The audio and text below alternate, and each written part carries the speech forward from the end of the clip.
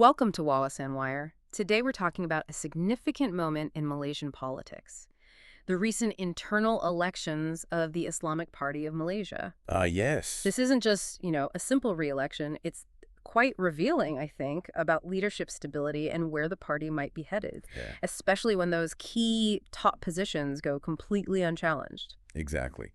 What's really unfolding here with the Islamic Party of Malaysia's leadership, well, it sends a powerful message. The fact that their absolute top leadership roles have been retained without any contest, it speaks volumes about their internal dynamics and, yeah, by extension, the wider political scene here. It's a fascinating study in power consolidation, really. Okay, let's unpack this then. We've seen Tan Sri Hadi Awang, the president, and Datuk Seri Tuan Ibrahim, the deputy president, both re-elected for the 2025-2027 term, and, critically, without a single challenge. Now, for leaders of such a major national party to go unchallenged for so long, it really makes you, well, look closely at the inner workings, doesn't it? The strategy behind it. What do you make of this consistent lack of opposition right at the very top? Well, what stands out here isn't just that it happened this time, but it's a pattern, right? A really deep-seated pattern. Tuan Sri Hadi Awang, he's been leading the Islamic Party in Malaysia since, what, June 2002? A long time. A very long time. And even more telling, both he and Datuk Seri Tuan Ibrahim haven't faced a challenge for their roles since the party elections way back in 2015. Since 2015. Wow. Yeah, so this isn't just stability. It really signals a robust, maybe even unshakable consolidation of power. It suggests very little internal dissent, or, at the very least, an overwhelming consensus within the party about their leadership and the direction they've set for well over a decade now. It definitely projects this image of incredible unity, firm purpose. So, okay, when the two highest positions go uncontested for that long, what does that really communicate? About their longer-term intentions, perhaps, and the Islamic Party of Malaysia's future path?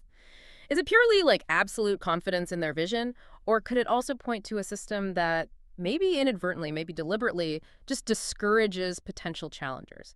Because, a decade of unchallenged top leadership is significant in any Democratic Party structure. That raises a really crucial question, doesn't it, about the nature of their internal democracy. Does it mean an unassailable mandate? Or maybe a political culture that simply doesn't entertain challenges to the existing order?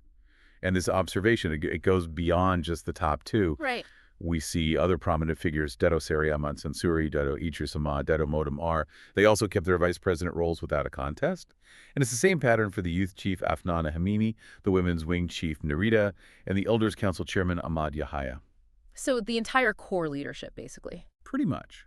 When that core remains untouched by internal contests year after year, it doesn't just protect strength. It asserts an unwavering purpose, which, is a powerful strategic asset in politics. For voters, especially those looking for stability, clear direction, this can be incredibly appealing. It tells the public, look, the Islamic Party in Malaysia knows where it's going, and everyone inside is on board. That's a strong point about the strategic advantage. But, some might argue that such long-term, unchallenged leadership, while it looks strong, could it also risk maybe stagnation? A lack of internal vibrancy? Does this consistent re-election without a fight mean that maybe new ideas struggle to filter up? Or that the party might miss chances to refresh its leadership with new talent? That's a very valid concern to bring up. Absolutely.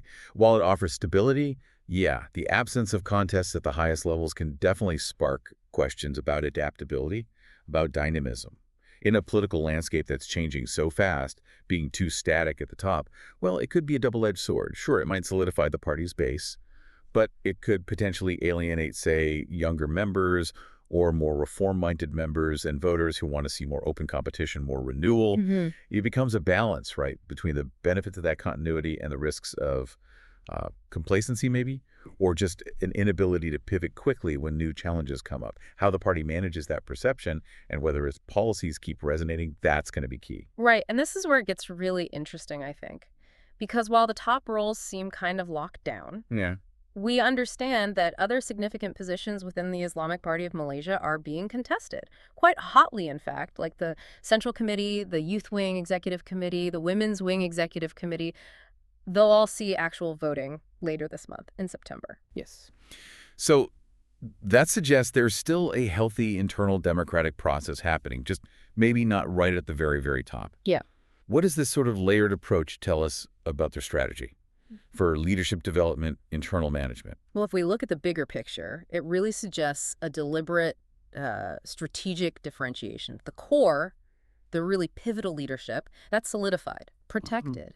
It ensures stability, a consistent long-term direction, gives them a clear vision to present outside. Okay.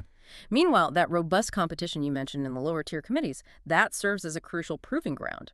For new talent, these are the places where rising stars can, make their mark, develop leadership skills, maybe refresh specific areas without shaking up the whole party command structure. I mean, look at the Central Committee, 38 nominees vying for spots, even after some declined.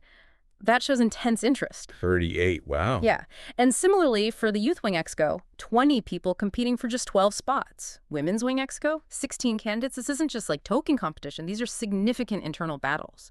So it's almost like a managed progression system then. Kind of, yeah. The main framework, the direction is set firm. But there are still these clear competitive paths for new leaders to come up and influence maybe specific areas. What kind of impact do you think this structure, this kind of unique blend of unwavering leadership up top and real competition below, has on the party's effectiveness and its standing in Malaysian politics generally? Does this appeal more to voters who really value stability, or does it maybe limit how quickly the party can adapt to new political trends, new demographics? This dual approach, it lets the Islamic Party of Malaysia project both things, right? Steadfastness, but also a certain degree of internal dynamism. For some voters, particularly those who value consistency, clear ideology, that unwavering leadership is a big draw. They see a party that isn't, easily swayed, one that sticks to its principles with a unified voice. Right. But the risk is how others see it. Does it look strong and principled? Or does it look rigid, maybe resistant to change? Those competitions in the lower committees, while they're vital internally, they might not be visible enough to the average voter to counter any perception of a closed leadership circle at the top. Yeah. So this structure, it could be its enduring strength, providing that clear, stable alternative. Or down the line, it could lead to internal pressures if those proving grounds don't eventually translate into real shots at the highest levels. It's a really delicate balance, and it's going to significantly shape their political future. The unchallenged leadership within the Islamic Party of Malaysia certainly presents a unique political narrative here in Malaysia. It's a system that, for more than a decade now, has seen these key figures stay in place, meticulously shaping the party's identity. And it's a very significant role in our national politics. Absolutely. This consolidated power at the top, cleverly balanced with that vibrant but maybe controlled competition in the lower ranks. It gives us a deep insight into their strategic thinking, both for governance and just how they manage things internally. It's a political dynamic that really warrants close watching because it profoundly influences the national conversation and ultimately the future direction of the country. And as we think about this fascinating balance, it does leave you wondering, doesn't it? How long can such an entrenched leadership stay effective in a country as diverse and, frankly, politically active as Malaysia?